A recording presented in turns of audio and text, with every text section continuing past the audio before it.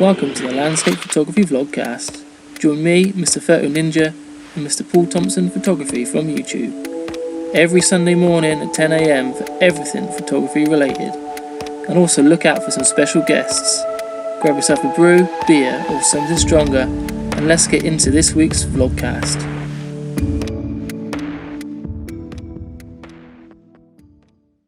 So, do you want to introduce yourself a little bit, Paul? Just tell us a little bit about your photography journey. I don't know. I mean, I don't know who watches you guys and who's watching these vlogcasts, but I would presume that people have an idea of what I do. But I started YouTube, about 3 years ago? And when I started YouTube, there was only Tom Heaton, or Thomas Heaton, maybe Adam Carnatch, and maybe a handful of others, and that was about it. And I started YouTube not expecting anybody to watch. I've done previous YouTube videos, which were mountain biking videos and wild camping videos, and got 4 or 5 views. And my first video shoot was done at Porthwen in Anglesey. Everything went wrong. And I stuck it up there because I didn't expect anybody to watch it. I mean, the ISO was set at 6,000. I got spray all over the lens of the camera and looked like a complete muppet. And I carried on in that vein all the way through YouTube, really. And basically, because YouTube back then, landscape photography, there weren't a lot of them, people started to watch, and you got 600 views and 700 views and 1,000 views, and it really snowballed. And Thomas was watching me, Thomas Heaton was watching me, we were interacting backwards and forwards, and it was great for about 6 months, and I loved it. But it just started to get to a point where I've got a full-time job and a business, and it was this is a hobby, and I've got 2 young children, and my little lad came in and said to me, "What you doing, Dad?" And I said, "I'm editing a video. Leave me alone." And he turned around and said, "Dad, you're always editing a video. You're not going to come out and play with me." And I thought, you know what? There's more to life than YouTube. And so I put YouTube a little bit on the back burner. And obviously now there's the whole landscape photography thing has snowballed, but where I was one of the bigger ones, now I'm a little minnow, and there are people that have overtaken me subscriber-wise. But I'm okay with that, because landscape photography for me is not a business. It never was. Photography is not a business. And there are a lot of people that do it for a business and have taken it and run with it. And one thing I'm quite proud of is the number of people that have contacted me and said, "You know what, I started vlogging because I started watching you." And that's good. It's a good legacy to have. But I don't want to be a 100,000 subscriber person. If I did, I would be already. If I don't want to sound arrogant in that, but if I'd have carried on and did the weekly vlogs week in, week out, and did your hints and tips videos and followed that vein, then maybe I would. But I just enjoy doing the vlogs and inspiring normal people just to go out and shoot. And that's really always only been my driver. It's not been about money or fame, or if you can call it fame, because nobody knows us YouTubers, landscape photography YouTubers, unless you're a photographer, do they? I mean, even the likes of Thomas. I mean, in YouTube land, landscape photography YouTube land, he's famous. He must be approaching just over 400,000 subs now. But outside of landscape photography, nobody knows who Thomas Heaton is. Yeah, even the millions of subscriber YouTubers, I'm talking the ones that the kids watch. Unless you watch YouTube and you're a fan of them, nobody knows really who they are, unless they've got 15 or 20 million, the Casey Neistats and that. Yeah, that's it. Yeah, you definitely inspired me, because I know when I started, it was you, Tom Heaton. There was a chap called Dave Hurst. I do, Dave. Dave's been round to the house. Yeah, he's a lovely lad. Yeah, and me and him, we always used to chat, and I remember he gave me a shout out once, and I gained loads of subscribers, and that pushed me on. Yeah, I used to watch your stuff week in, week out. So yeah, thanks, mate. I you were the one. yeah. Yeah. Yeah, I used to look forward to watching your videos. Yeah, and I still do. You know, but, yeah, I've not had one out. I think the last time I put one out was January, I think. Yeah, been out on your push bike. yeah, I did. I went out on my push bike, but I think the last one was at Bowl Hill in the Peak District. But it's, I mean, my leanings of landscape photography have also changed because for years and years and years, I was primarily shooting big vistas. I remember for many that. years. Yeah, but now I've gone more towards intimate and woodland type shooting and intimate shooting in general. And to be fair, intimate was always a big driver for me anyway, but I didn't think it would fit with YouTube land. So that's why I was going out and shooting Scotland and shooting the Lake District and stuff like that. But I made a New Year's resolution in January that I would shoot for me, and I would also edit my images for me as well. So I know you follow me, Paul, on Instagram. That is me putting out my creative side. And I was scared to do that on YouTube because I didn't know how it would fit. But definitely, post lockdown, that's the type of stuff I'm going to do. But I mean, I remember when I first started shooting woodland, and I got a dog, and somebody said, "Oh, are you trying to be Simon Baxter?" Yeah, and you know, Simon is an awesome photographer. I've got a lot of respect for the lad. But I follow a lot of other woodland photographers that a lot of people have never heard of. And they're my inspiration, as well as Simon was, I would say, initially. But there are a lot of other people out there that are on Instagram that are absolutely awesome, especially a lot of the continental guys. There's people in Sweden and Norway, and girls as well, some awesome female woodland photographers. So that I've really started trying to shoot again for myself rather than what I think might be popular on YouTube, because it is how can I describe it? You could go down the rabbit hole with YouTube. You know, you can start thinking, well, I've got 10,000 views on that video, so I've got to have 10,000 views on my next video. And I just thought, hang on a minute, that's not what I went into it for in the first place. You get kind of locked into that, don't you? You can do, but I've got two kids that are very good at grounding me. And saying, you know what, Dad, I'm not really interested in YouTube. That's great. That's a great picture, but come outside on trampoline. Awesome. Yeah. Have you got two boys, Paul? I've got a girl, Evelyn. She's just 12, going on 25. And I've got a 10-year-old boy as well, who's been on my videos in the past. He likes to come out with me and shoot. But they're at that age now where they give me more cheek than they do anything else. So, especially the boy. Yeah. How old are yours, Paul? Mine's 7 and 4. Well, you've got it all to come. And more mates, because I had my kids quite late. I mean, I was in my mid-30s when I had my kids. But a lot of my friends had them earlier, and they always said, "You'll wait until they're 13, 14. And I thought, they can't be any worse than 7 and 4. They can. They can. Yeah. When they first turn around to you and you say, "Can you do tidy your room?" and they go, "No." Yeah. Oh, mine do that now. Maybe it won't be so much of a shock for you then. No. It can only get worse, can't it? Really? Absolutely. So, what are you? Sorry, no, I was just wondering what you two were drinking. Oh, you look like you're on Southern Comfort or something. No. I'm on the old fashions. Yeah. What's that? Like whiskey and orange. Good, man. Yeah, I'm on rum and coke. Oh, that sounds good. I'm on tonic water. Yeah, I was on water last week and the week before, and these boys, you know, me makes you feel left out. So, all right, so get back on the back on the grab. Yeah. And normally we film these on like a Monday.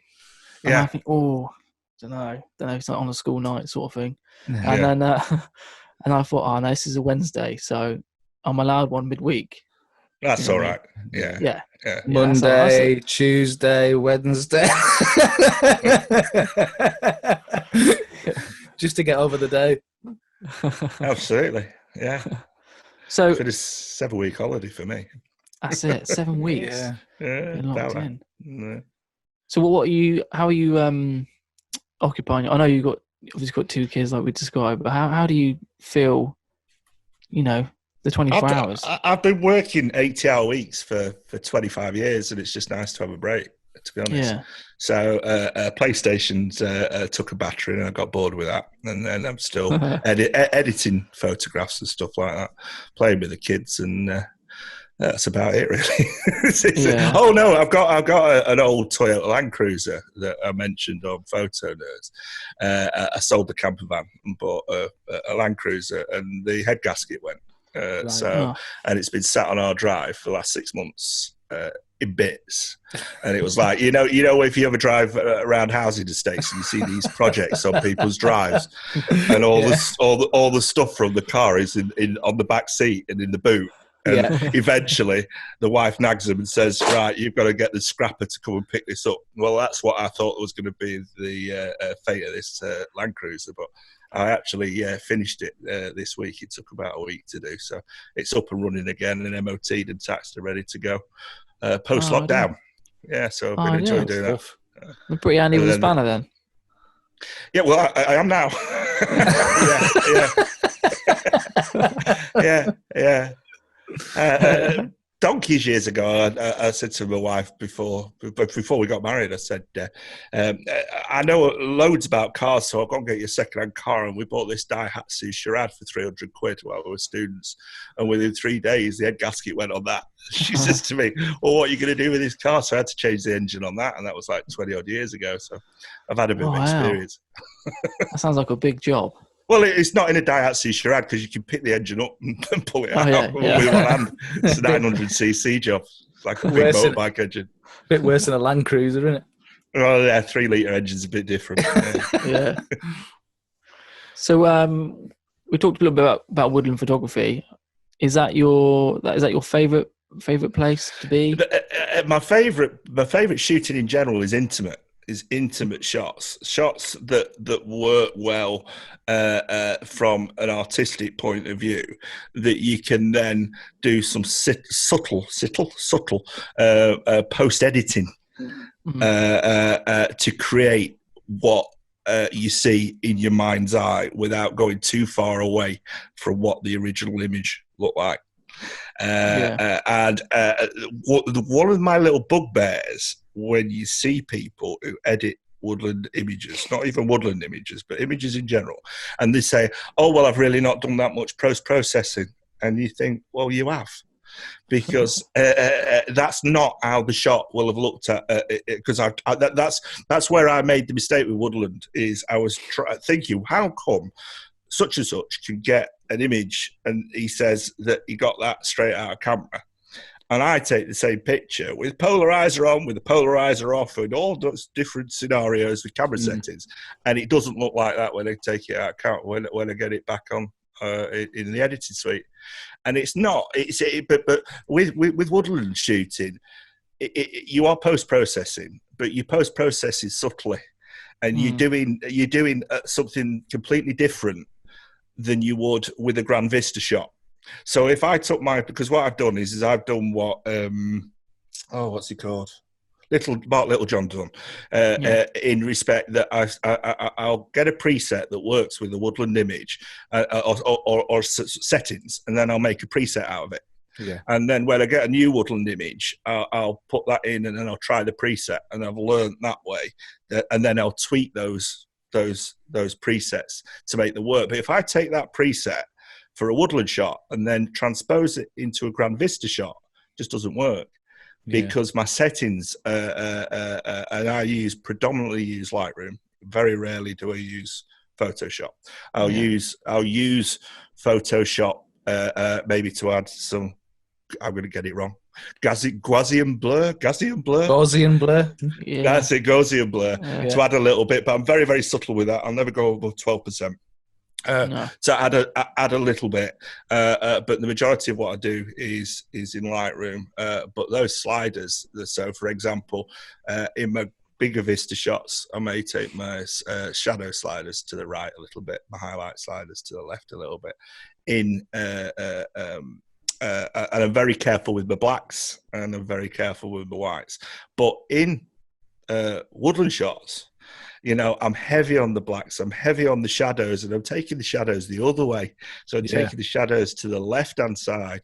My contrast, I don't make my woodland shots contrasty at all. I'll normally de-contrast the shot.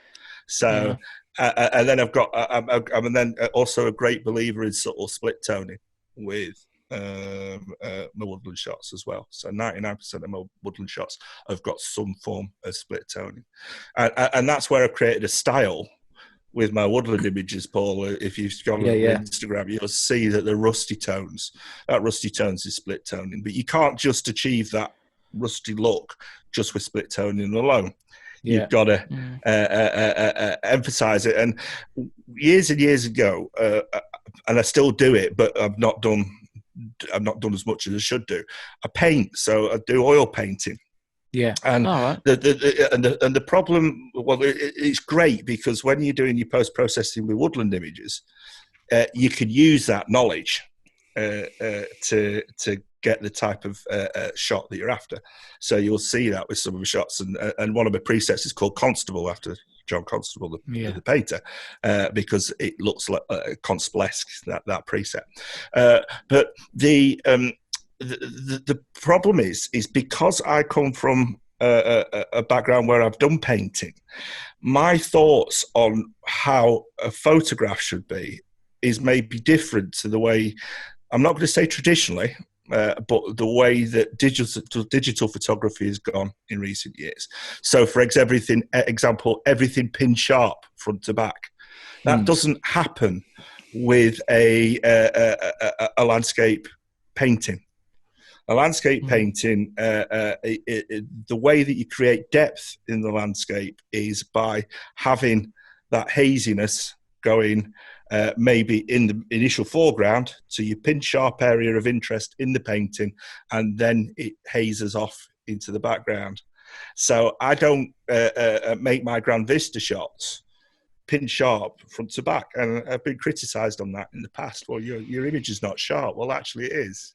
But what my image is doing is the area of focus is sharp, but I'm not that concerned. And that was a big thing with the woodland shots, particularly because unless I focus stacked the image, which is very difficult to do in woodland, especially if things are moving.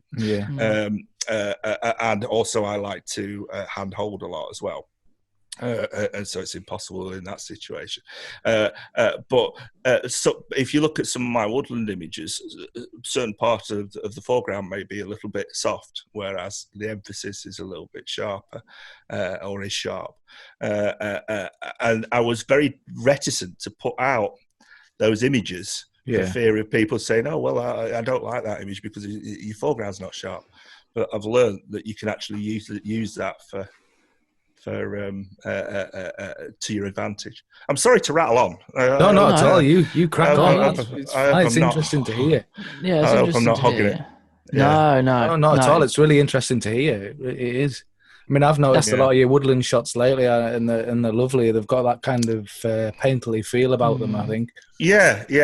And I know that there's YouTubers that have been on and done hints and tips on painterly images, and I can swear hand on heart that I didn't watch those videos and then think, right, that's what I'm going to do. No, because it was way before that. It was, yeah. But to be fair, those videos are hitting, are ticking a lot of the boxes. You know, if you want a painterly style image, then that clarity slider will work well. So will the dehaze slider as well in Lightroom. You've got to be subtle with it, and but I think the key, because a lot of people will say you create a lot of depth in your woodland images, and I said, and the key is you know, we're always scared, aren't we, to have things that are too black in an image. With woodland, with those shadows, you really do want those darks to be dark or even black, even to the point where they're completely black. Because that creates that depth, and also emphasizes the textures in the image. In my opinion, that's it's always an opinion, and it's artistic and it's subjective, isn't it? Yeah. Yeah. You're I follow you on Instagram as well, and I noticed I do. You can see a pattern with your with the way that your tones and everything. So it's interesting to see. It's interesting to hear how you achieve that, and how exactly, like consistently, like like with your presets. Yeah, I mean, and I know, like as I say, the thing with the preset is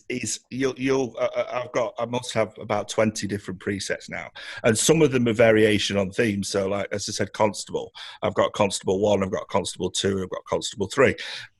And I'll put them in, and some of them often they might not work as that preset, but that preset is the starting point to just tweak things a little bit. But as I say, Mark Littlejohn, and I've got a lot of time for Mark. I mean, obviously he won Landscape Photography of the Year, but he's an awesome photographer, and his presets are sublime. And I'm not putting myself in Mark Littlejohn's league at all, but I was always a little bit reticent of presets. Yeah. And I thought to myself, oh, well, presets, you can buy 100 of them, can't you? But I have bought presets in the past, and they just didn't work for me at all. But I haven't got a problem with people buying them. But the thing is I could do a YouTube video on my presets and how I edit those images. But, it's like a painter showing you how they paint. What will happen is everybody else will start following that pattern, that style, and really that's I don't want to sound but that's my style. Do you understand me? Yeah. And there are people, Lee Dory's another awesome woodland photographer. And he's got his style, and if you look at some of my woodland images and some of his woodland images, they're similar, but so there will always be an overlap, if you know what I mean. Yeah. As regards, because there's only so much you can do with Lightroom, and there's only so much you can do with Photoshop. There's only so much you can do with the woodland image.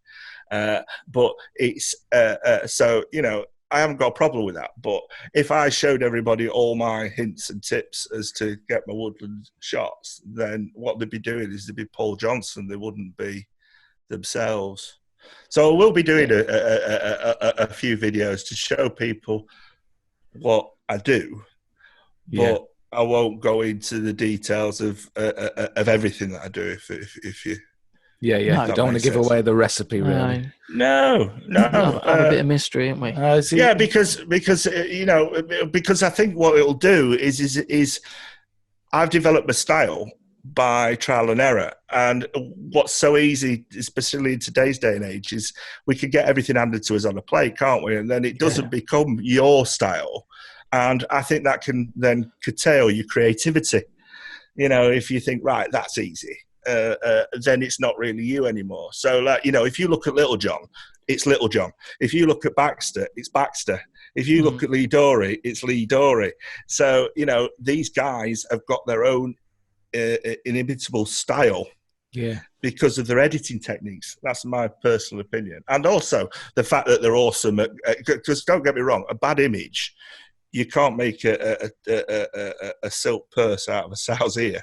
So if the image is not working in a woodland shot or any shot, no amount of post-processing is going to make it nice. Now, the people with Littlejohns, the Dorys, Neil Burnell as well, God, he's amazing.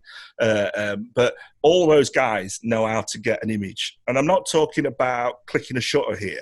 I'm talking about using the settings on the camera to get what they want in that depth and with the lighting at the right time of day. So they've got that blank canvas, which is the negative positive in Lightroom, that raw file to work with. Yeah. And then they add things on top. But if they took an image that was not technically good when they took it, they wouldn't be able to do what they do in post-processing, if that makes sense. Definitely. Yeah, you got to have all the tools there. You got to have all the part components, haven't you? Yeah. you know, Exactly. and there's not many components you can fake, I would say. No, there isn't. I mean, you know, if you shoot at the wrong time of day, then you'll find that your highlights, well, you can't do anything with those highlights because they're too bright. Now, that's the whole idea and if you go into these Woodland YouTube videos, everybody talks about you've got to use a polarizer. Well, I very rarely use a polarizer in my Woodland shots. I do use it, but rarely, because I go out at the time when those highlights are not going to be so bright that I require a polarizer. Yeah. So how do you feel about eliminating skies in your woodlands? Is that something that you at the beginning again, because you read books and you watch YouTube videos, you think to yourself, I've got to eliminate sky, and that was another problem. When I tried eliminating sky in all my shots, then I got to the point that the shot looked nothing. So that's where the creativity's come in. Actually, I don't care less what the hints and tips tell me. I'm going to shoot for me, and I'm going to see if I can get that to work. Now, if you shoot the sky and it's blown out, and then there's nothing you can do with it, and it will become distracting. But if you can make sure that it isn't, so you've got all the pixels there to play with, you can then, with your split toning, with the white balance and with the highlight slider and the white slider, you can eliminate the harshness of the sky in the image, in the shot. And if you can't, go black and white. What sort of, if you've got like a favourite focal, I know it's a bit of a broad question really, but if you've got like a favourite focal length that you use or you go to? 50 mil. 50 mil. That's my favourite. It's so much so that I bought 50 mil prime, thinking to myself, right, what do you guys shoot? Which cameras? I've got a Nikon crop. Right. And yourself, Paul? Sony full frame. Sony. Yeah, so Nikon do a really cheap 50 mil prime lens. Yeah, and I thought, and everybody raved about it. Now I've got, normally on my camera when I'm out in the woods, I've got a 24-70 lens on. So I thought I'll buy a 50 mil prime because it's lighter, easier to carry around. Yeah. And I have been tempted as well to go for a crop sensor camera for the woods as well. But I don't really want to go to the expense of buying another body and all the hassle for that. So I bought this 50 mil prime and I did a lot of testing, and it's no better from a sharpness point of view, in my opinion, ladies and gentlemen, than the 24-70. So the 24-70 is really, really convenient. But my 50 mil is my go-to. So anywhere between 50 and 70 mil is normally what I'll shoot at. And I do shoot with a telephoto lens at 100, 120 mil as well, but rarely. It's primarily between 50 and 70 mil. And that's obviously just to help you try and compress the scene? The thing is I think there are two types of photographers. There are photographers that have learned technically how to shoot and how the rule of thirds and stuff like that. And the great thing about YouTube and online is that there's so much information out there to help photographers, and I think it's absolutely amazing. But I started back in the day where you had to go to the library and get a book out or buy a book. As simple as, and that was it. And I started pre-digital, so I started with analog cameras. So I go by feel when I take my images. I'm not thinking about rule of thirds. I'm not thinking about, well, this focal length may or may not work. Basically, it's with all my shooting, it's all trial and error. So what looks good when I look through the viewfinder? And one of the things I've got my can you see that? It says I love mirrorless. Because we mentioned on Photo Nerds about mirrorless versus DSLR, and we got absolutely slated because we all shot DSLR, and the mirrorless guys all said we talked absolute rubbish. And one of the things I mentioned was EVF, and I don't like looking through an EVF. And the last time I looked was an old Sony camera that I had, mirrorless camera, and the EVS was terrible. Now, I've looked through the Fuji crop sensor camera, what is it, the XT3? 63, yeah. Yeah, and it's brilliant. And what's brilliant about it is that in dark situations, I can see how it will look as if I was looking at it live view. So I think it's great. But I'm digressing. I set up most of my images looking through the viewfinder. And I'll move backwards and forwards, left and right, until I see something that I like. But what I'm not scared of doing either is I'm not scared of playing around with aspect ratios either, unless I'm going to print. Yeah, so I'm not that concerned about whether I go 16:9 or whether I go to an aspect ratio that doesn't really exist, as long as it works for the shot.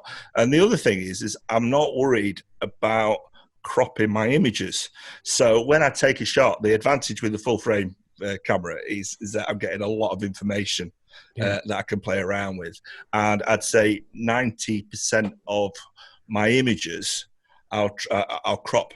But then out of those 90%, I'd say 80% of them I'm almost at what I saw in the camera. So don't know what you guys are like when you post-process, particularly Woodland, but I'll mess around with the crop, and then I often go to what I'd originally had.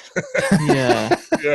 Zoom out and in and out. Yeah, take little elements off in and out. So there are proponents of woodland images or woodland shooting that will talk, and they'll say that they've got to make sure that everything looks right from a compositional point of view, so the foreground looks right, and that leaf's right in that corner, and that twig's right in that corner.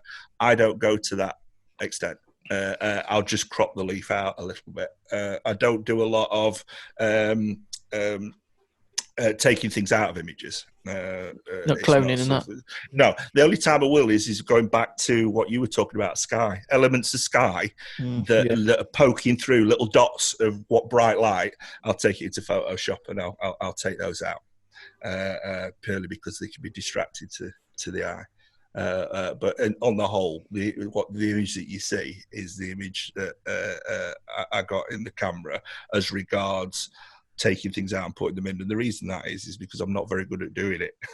and if I did it, you would think, oh, well, what's he done in that corner there? I can see that doesn't look right. Yeah, well, I'm the exact same with in terms of focal length. I've got probably got the same little nifty 50. Yeah. Which is, what's that, about 85-ish on my crop sensor. On your crop sensor, yeah. Yeah, and I find that helps me massively in the woods, just because. And I also frame up using the viewfinder, because the screen on my little D7200 is shocking.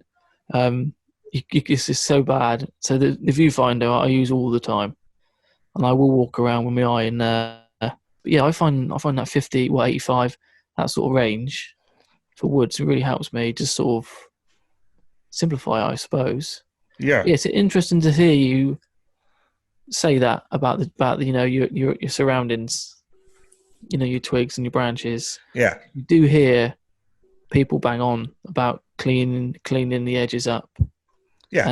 And always pushing you, aren't they? Always pushing you to think about, the whole frame. Yeah. But yeah, it's quite interesting to hear you. I think my concern for anybody, and my advice for anybody is when you start, particularly if you're out shooting in the woods or anywhere, I mean, it makes a big difference for your grand vista shots. If you've got half a tree in there, it's just going to look appalling. And you're going to have to crop it out because you're not going to be able to live with it, and then you could ruin your whole shot. But in the woods, there's so much to look at. But then again, from a compositional point of view, that's where woodland images, it turns on its head a little bit, because it's not about the things that we learn for grand vista shots. It's about textures and contrast and how the light subtly works within the image that makes the shot, not necessarily the focal point itself, if you get what I mean. Yeah. So, and if you're concentrating then on that leaf on the left-hand side or that twig on the right-hand side, then you may then miss the bigger picture, which is the shot itself that you've got. And that's what worries me with all, and that goes back to those presets thing when we were talking about it being my style. Is what I try and encourage people with YouTube and in general is to go out and practice yourself and see what works and what doesn't work. It's great to go and get these hints and tips and watch people on YouTube, but go out and practice, and you'll see what works and what doesn't.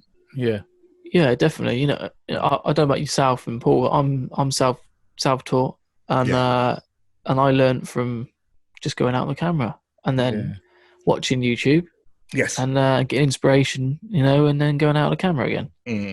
I think you're dead right. But I know that with if you watch the Woodland tutorial videos, they all follow the same pattern, don't they? They all say, "Oh, you've got to get order out of chaos." I disagree with that. The Woodland is chaotic, and if you can embrace that chaos and not try and make order out of it, you'll get order out of it somehow. And the other thing is you've got to use a polarizer. You've got to use a tripod. Well, no, you don't. Try it without a polarizer and see how your images turn out. Try it with your ISO set at 1,000 and go handheld, and take that restriction of having a blooming a tripod stuck to you, getting stuck in brambles and tripping over tree roots and stuff, and restricting where you can get your composition, and just shoot. So, and the great thing about woods again is if you shoot at ISO 1000 out in a Grand Vista shot, it's going to look noisy, and people are going to say that's noisy. In woods, it emphasizes the texture within the woodland. But it depends what you want.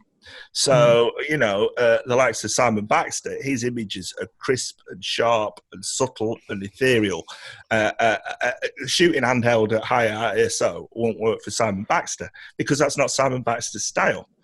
But not all of us are at that level. But if people are going out and want to shoot woodland, don't let the fact that you think you've got to have a tripod on your camera or a polarizer on your camera hold you back. Yeah. No, definitely not. Definitely not. So when you see these, how do you spot these little scenes? I know in my instance, I tend to see things in the distance, which obviously I suppose helps me with 85 focal range because I'm already looking that far. Do you spot things in the distance, or are you out walking your dog and you think I'll come back? It goes back to landscape painting. I'm looking for light or texture or contrast or colours to lead me through the scene, because you're wanting to create depth within an image. And if you shoot in a Grand Vista shot, you've got your foreground, you've got your midground, you've got your mountains in the background, you've got your lake in the midground, you've got your foreground elements. It works. In woodland, the image can look flat, and that's where a lot of people trip up. They shoot the shot and they think, well, it just looks like a load of messy trees, and that's when your lighting's got to be right. So shooting at certain times of the day will emphasize that light going through the shot, but the image that you get might not look exactly how you see it, and especially so in woodland, how you see it when you shoot the shot. But when you get it into post-processing and you start to play with your blacks and your highlights, you'll then start to see the light that you saw when you took the image, or the textures or the colours lead you through the image. So I'm looking for a front to back element within the woodland shot, but it's front to back element that's different to a Grand Vista shot. It's the light leading me through. So I mean, you're mentioning that you're looking for something in the distance. Look at what I'm looking for in the distance, though, is most probably going to be light and subtle light that actually walks me through the image, if you mean. Yeah, that's kind of what I mean. Actually, it's that's what grabs my eye when my camera's in my bag. Is something in the distance, and then, like you said, I suppose, without realizing it, you've already found your journey. Yes. You just got to find what you put in front of it. Yes. That's it. But the journey with an image can be a tree branch that either comes from you and towards the tree, or away from the tree, or to the right hand side. But when I was looking for elements, physical elements to lead me through the shot, then that's when I found it difficult. And when I was using elements of light and colours to lead me through the shot, that's when I started to see things fall into place a little bit more. And it's a difficult one to convey when we're chatting, and it'd be a difficult one to convey via a YouTube tutorial. Yeah. But I mean, the thing is, if you want to see how to take a woodland image, look at oil painters and see how they draw you through the image. Yeah. Because they do it with texture, and they do it with light. Mm. So you were talking about having elements of sky in the image. Sky and light in the distance of a woodland shot can lead you directly through. It's that old adage of leading lines, isn't it? But the leading lines are light, not physical leading lines. Yeah, exactly. Yeah. So it's the same principle, but applied in a different way. Yeah, I suppose. Exactly. I mean, it depends on your shots. If you've got a really chaotic image, you've got no choice but to lead the viewer through with light. But if you've got a structured image, so let's say you've got big trees that are relatively separate from each other, so I'm talking like pine trees or something like that, then that can naturally add structure. And then if there's a path leading through, that'll lead you through the shot. And there's some great people that take those type of images. So Lee Dora is a great one at taking those and then having the ethereal feel with the fog and that type of thing. But that's one element to woodland shooting. I mean, if you have a look at, as I say, Neil Burnell, and look at what he does in Wistman's Woods, Lee Dory as well. But Neil, it's all textures and colours and emphasis of light, and how it falls on the image that works. I honestly don't know how that bloke gets them conditions in Wistman's Woods. I've never been. It's not far away from you, is it, Tom? Well, it is now. But no, not when I was living in Cornwall. It's have you moved? Yeah, I moved back to Wiltshire. Ah, right. It's closer to closer to my partner's family. But yeah, Wistman's Woods was only half an hour from Bude, where I was too. And I've been there 7 or 8 times. Like when you're jogging down there with all the with a forecast in your back pocket, and you get there and it's an absolute shower of. You do. I mean, because they're like stunted oaks, aren't they? Twisted oaks in Wistman's. Well, we've got a similar setup at Padley Gorge. In the Peak District. Now, Padley Gorge, 99% of people, when they shoot Padley Gorge, they'll shoot the stream in autumn when the colours change and all the leaves on the rocks and stuff like that. But if you walk a couple of 100 metres up the valley floor, from the valley floor, there's those twisted oaks. And then my local woods has also got those stunted twisted oaks. They're not at the caliber with the foliage that grows at Wistman's, but they're similar. But they only work in certain type of light. Yeah, I do. They only work in fog and diffuse light. Anything harsh, and you've not got a chance of getting an image unless it's black and white. Yeah, it's there's big boulders as well. Big granite boulders, so the foreground's quite messy. Yeah. Unless you can pick out, a big boy in the foreground. But yeah, you are right. You need and the canopy's very thin, so you get lots of light in there when you don't want it. And then that's the shot ruined, isn't it? Yeah. No, Neil's stuff's amazing. He's really good at what he does, isn't he? Yeah. Did you see the one that he won the Sony award with? Called The Executioner.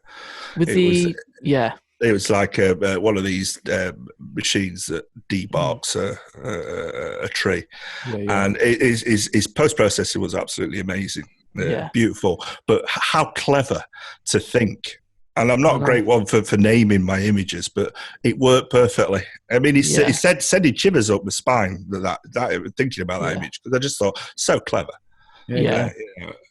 Perfectly executed, perfectly processed, a very clever image to even think about taking the shot, and an awesome name. It called The Executioner. That is a classic. That is a classic story journey, isn't it? From start very to finish. much so. Very much so. If you was like we talked about earlier about trying to portray the journey. Yeah. If you show someone that image and that sums it up, I would say. It does. It does. And no wonder he won. The atmosphere. I don't know. It's the atmosphere. He seems to conjure. I know he does. You've got that weather. Yes. But he's very good at capturing. But there's a lot of people that shoot Wistmans with that weather. They don't get what he gets. They don't get it the way he gets it. Yeah. Obviously there's compositional elements, so his composition's right. He's got a natural eye. I mean, the thing is I play golf, and I've always worked very hard at my golf game, but I'm not a natural golfer. And there are people who play off scratch, who just know what to do, pick up a golf club and hit it. I practice to practice to practice. And I think you've got that element with photography as well. You can learn the art of photography. And Gary Goff's very, very big on that. He says you can teach people how to take images, and you can. But there are a certain small proportion of people that have got a natural eye for an image, and they think that just looks right. And Neil's one of those. He knows it just looks right, and then his post-processing is subtle but sublime, and he's very clever with naming them as well. Yeah, definitely. Fantastic. Yeah, it's absolutely amazing. Yeah, I'm definitely. I'll definitely go with that about what you just said about some people just have it. Yeah, they do. They have that natural eye for an image. Yeah, and that's not to put people off that don't. You can learn it. You can learn it, and that's the great thing about photography. At the end of the day, a camera, it just accepts light, and as long as you know your settings and everything else. But I think then even people, if you try and be too technical with it, and you're thinking about those rules of thirds, and you're thinking about your Fibonacci, and you're thinking about all that, it can put you off a little bit. And as I say, it's that creative element to. Well, it's quite overwhelming, I suppose, isn't it? Yeah, you get overwhelmed by all the settings and the technical details, and you forget about your purpose for being there. Yeah, what you're actually looking for. I know. Yeah. Have you done any workshops, Paul?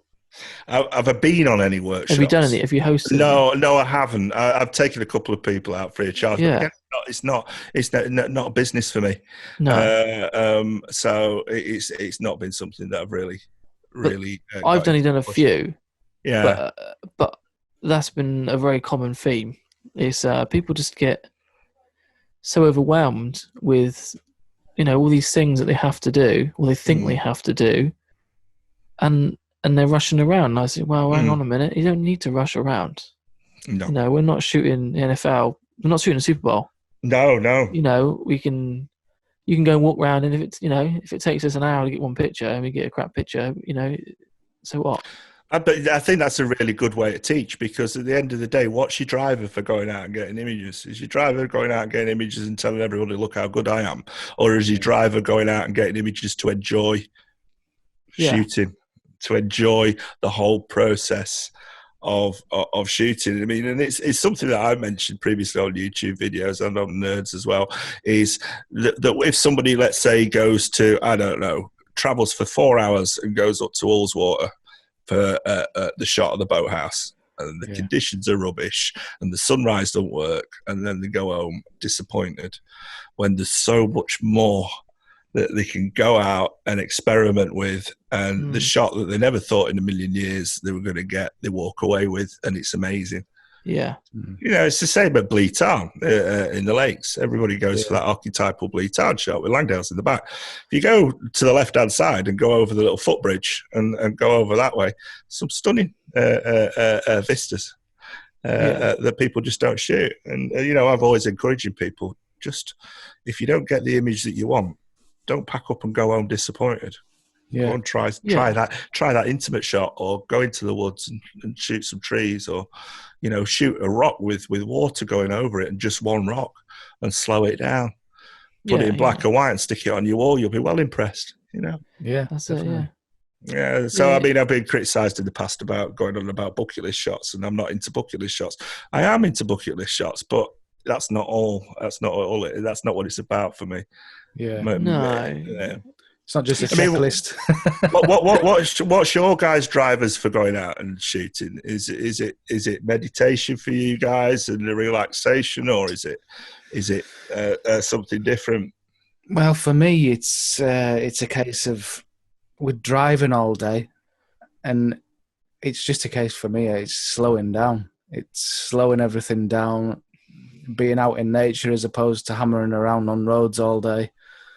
And if I can get some decent photos while I'm there, all well and good. But getting out's half of it for me.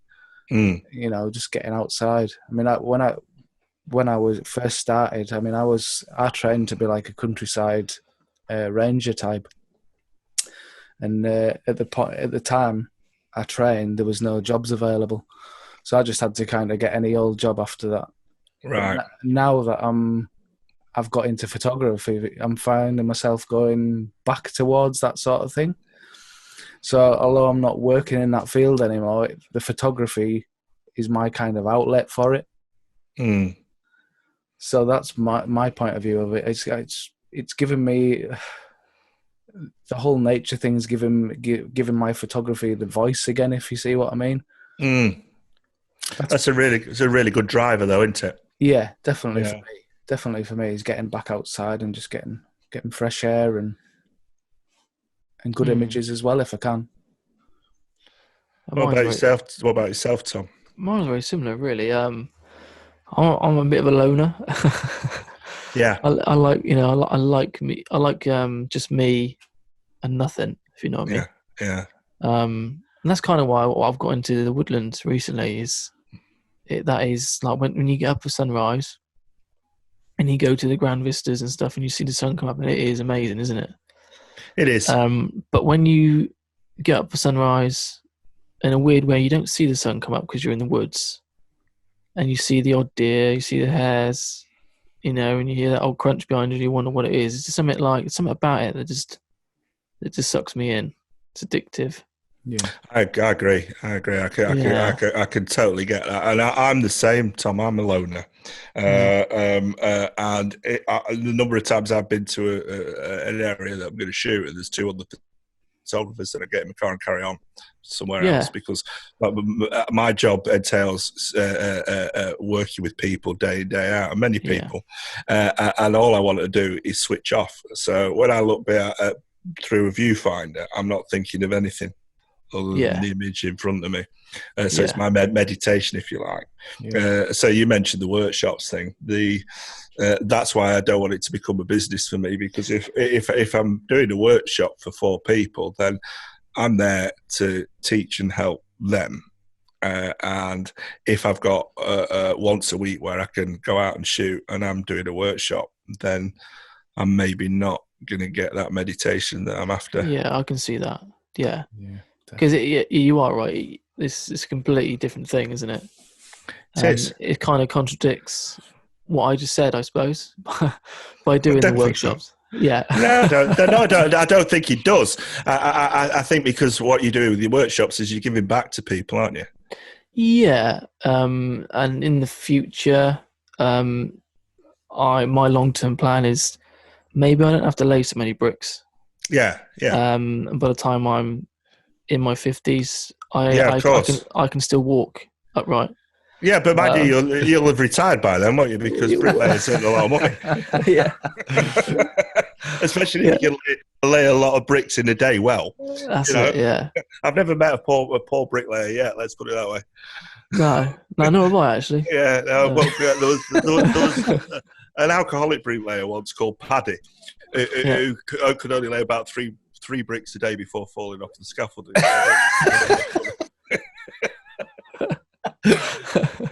Yeah, he was just there for comedy value by the sound. Yeah, he was. Yeah, absolutely. Yeah, but I can understand it, because it is a hard job, isn't it? It's a heavy job out in all weathers, and you know, I mean, I'm 48 now, and you know, you do slow down, and you know, as you say, when you get to 50, you might want to be easing back a little bit. Yeah.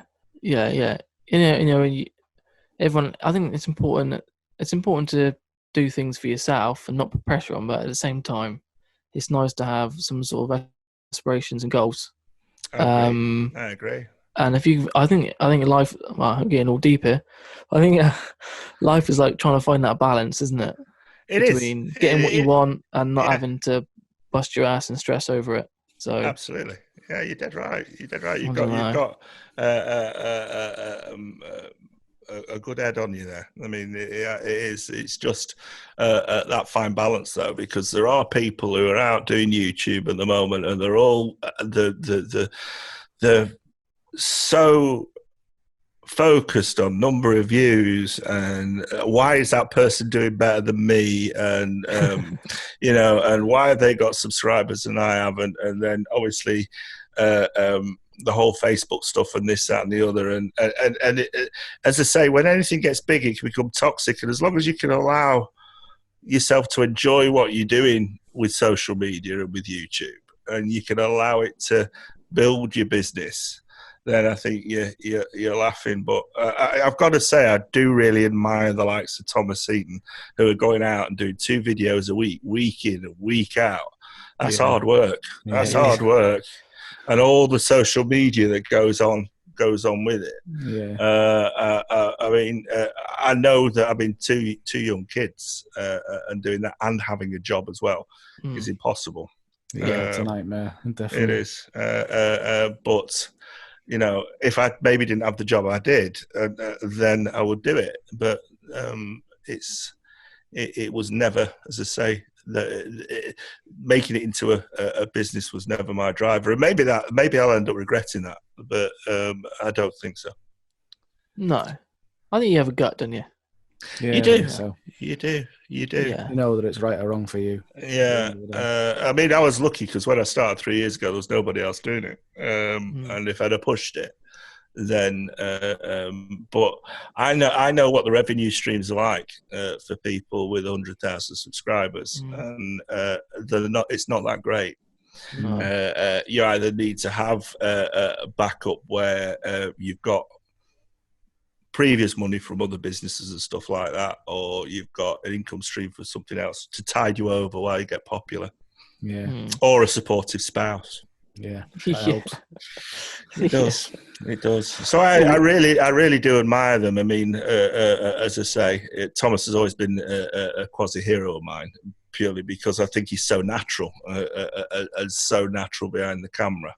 But, you know, he hasn't got where he's got by luck. He's got there by sheer hard work and graft. Yeah. And he's original. That's what I like about Thomas. He follows his own path. You don't watch a Thomas Eaton video and think, oh, well, he's ripped that off someone else. Yeah, Thomas Eaton is Thomas Eaton. You know what I mean? Yeah, and that's why I admire that. And the same with Simon Baxter as well. Simon Baxter has followed his own path.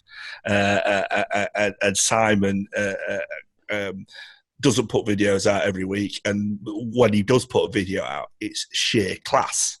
You know, it's on a different level because Simon YouTube is a portal for him to showcase what he's really passionate about, and he's really passionate about trees, and that's why the guy's popular because you know he eats, sleeps, and drinks trees. You know, and you watch a Simon Baxter video, and it's Simon Baxter. It's not somebody else. Yeah, you know, it's him, and that Thomas is the same, and that's why I admire him. Yeah, it's quite brave, isn't it? You know, to isolate yourself to one genre, but because, like you said, he is so good at it. He does it so well. He stands out like a sore thumb, which is he does. Which is, you know, which is obviously what he deserves, because he is, you know, he puts the work in. He puts the work in, but because he's selective about not doing it week in, week out, and I've had the pleasure of meeting the lad and his dog Meg, and you know, it may take him 4 years before he gets the shot. Yeah. You know, he won't just take an image like I will and think that'll do. No. He will go back week in, week out, month in, month in, out, year in, year out, and that's why he gets the images he gets. Yeah. Yeah. I haven't got the patience for that, to be honest. No, nor have I, really, mate, but, all the time. But different personalities and all that. And Yeah. That's why I'm not Simon Baxter any years, and that's why I'll never be Simon Baxter, even though I did buy a dog. Right, Tom, do you want to finish on the quick fire? Because we've got 5 minutes left. Right. Black or white colour? Hey?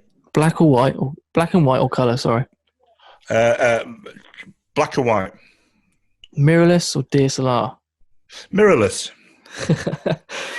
I knew you'd say that. Landscape or portrait? Landscape. Light or composition?